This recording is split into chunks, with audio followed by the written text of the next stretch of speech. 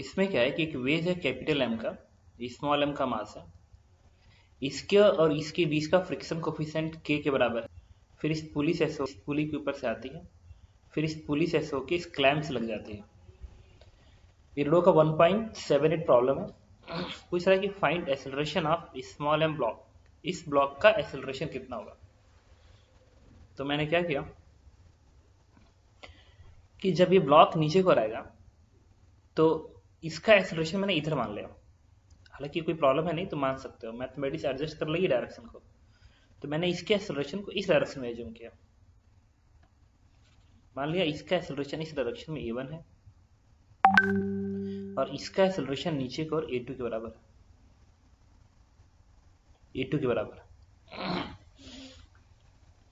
तो इस ब्लॉक हम क्या करते हैं, इस ब्लॉक की वीडियो बनाता हूँ। इस ब्लॉक के जब इस ब्लॉक की वीडियो बनाओगे स्मॉल एम की, तो नॉर्मल रिएक्शन ऐसे दिखाओगे। यहाँ पे टेंशन टी तुम ऊपर कर दिखाओगे। अब ब्लॉक नीचे स्लाइड कर रहा है तो फ्रिक्शन फोर्स ऊपर दिखेगा। This is mu into N, normal reaction into friction coefficient. और म्यू किसके बराबर है, के क्या लिखोगे, के इंटू एन। एम जी नीचे को लिखेगा। इसकी एफ बी डी कंप्लीट हो गई। टी ऊपर, फ्रिक्शन ऊपर, एम जी नीचे, एन इधर से। दूसरा, ये जो ब्लॉक है वो नीचे तो आ ही रहा है, साथ साथ वो इधर भी जा रहा है, क्योंकि ये इस वेज सरफेस पे है, इस सरफेस पे है। तो जब ये वेज से भागेगा तो ऐसे जा रहा है। तो ये जो ब्लॉक है वो नीचे भी आ रहा है, साथ में हॉरिजॉन्टल भी जा रहा है। मतलब इस ब्लॉक के पास दो एक्सेलरेशन है, वर्टिकल, हॉरिजॉन्टल। तो आप यहाँ मैंने दिखा दिया, वर्टिकल एक्सेलरेशन भी है a2 और horizontal acceleration that is a1। इस पे लिखेंगे f बराबर में x डायरेक्शन, तो मैं लिखूंगा n बराबर mass into acceleration m into a1। और इस ब्लॉक में मैं लिखूंगा mg माइनस के एन माइनस टी बराबर m into a2। mg minus के एन माइनस टी बराबर m इंटू a2।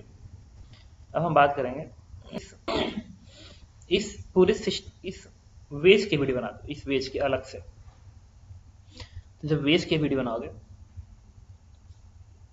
ऐसे, तो ये पुली है, तो ये टेंशन टी तुम ऐसे दिखाओगे, ये टेंशन टी तुम ऐसे दिखाओगे। इस अस्सी का टेंशन, इसका टेंशन दिखेगा। ये वाला एन इस पे इधर लगा रहा है तो ये वाला एन इस पे इधर लगाएगा, and this one is an. तो यहां से एन इधर आ जाएगा। और ये जो पुली है, ये टेंशन टी ऐसे आएगा और ये टेंशन टी ऐसे बनेगा, बन गया। ठीक है। और ग्राउंड से दिखाने की जरूरत ही नहीं, क्योंकि हमको हॉरिजॉन्टल फोर्स से मतलब, हॉरिजॉन्टल एक ये है और एक ये है, और तो कोई फोर्स हॉरिजॉन्टल है नहीं। और एक्सेलरेशन तुमने a1 इधर माना है। इक्वेशन क्या लिखोगे, t माइनस n बराबर capital M into a1। Equation number 2 नहीं 3, बट 4 अणु है। तो फ्रिक्शन भी होगा।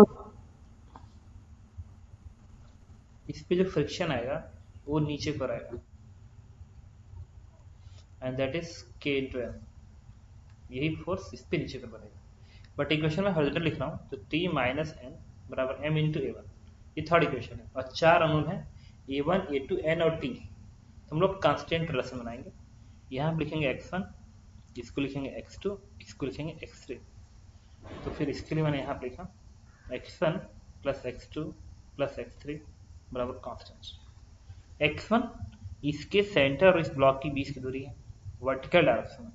तो वर्टिकली तो आ नहीं रहा है, वर्टिकली नीचे जा रहा है तो बढ़ा रहा है, तो प्लस a2। x2 जो है इस सेंटर और इस सेंटर के बीच की दूरी है ऐसे, तो वर्टिकली तो ये भी नीचे नहीं जा रहा है, वर्टिकली ये भी ऊपर नहीं जा रहा है, तो 0। x3 इसके बीच की दूरी है, तो क्लैंप भाग रहा है नहीं, लेकिन ये जो है इस पे अटैच्ड है। अगर ये इधर जा रहा है तो इधर से आएगा, बट इस दूरी को कम कर रहा है, it is -7, that is 0। Then a1 is plus 2 a2, the equation number 4। Now in 4 equation को सॉल्व करो, आपको आंसर आ जाएगा।